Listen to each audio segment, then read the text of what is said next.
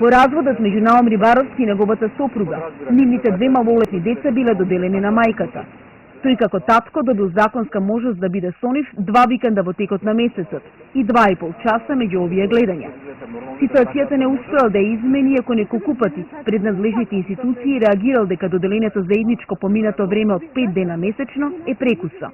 Скупно кога ќе се земе времето кој го поминувам со моите две деца е многу помалку од тоа што го поминував додека бев во брак. Односно тоа што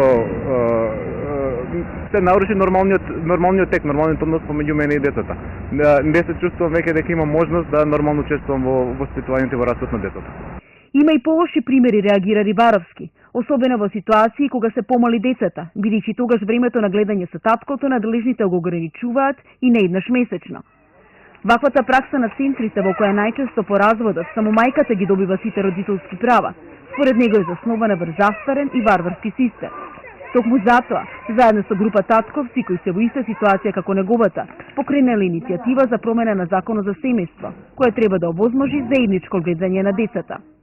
Кога децата имаат двајца нормални родители што сакаат и можат да ги гледаат, нема зашто да се прави дистинкција кај кого ќе биде повеќе и кого ќе биде помалку. И овој концепт на заедничко гледање, подеднакво гледање, според сите истражувања до сега во земјите каде што функционира е најдобар за детето.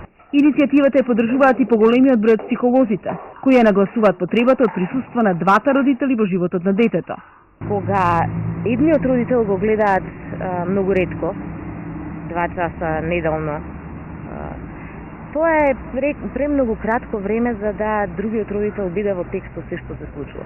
Многу кратко време за да се одржи таа блискост и контакт и на крај сето тоа може да резултира со бунт, гнев од страна на детето, со незадоволство и нејаснотија зашто е тоа така.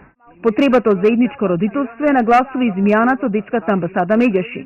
Нагласува дека бројот на сопружници кои по разводот успеваат да се договорат за начинот и времето на гледање на детето е многу помал од оние кои не постигнуваат како било договор. Родителите не знаат во најдобар интерес на децата меѓусебно да се договорат и да комуницираат и тогаш донесува решение Центарот за социјална работа, судот потврдува и веќе се завојувани двете страни, ги губат контактите или едните или другите, едниот станува првостепен родител со пол капацитет, вториот со право на видување и во една таква ситуација сите се губитници.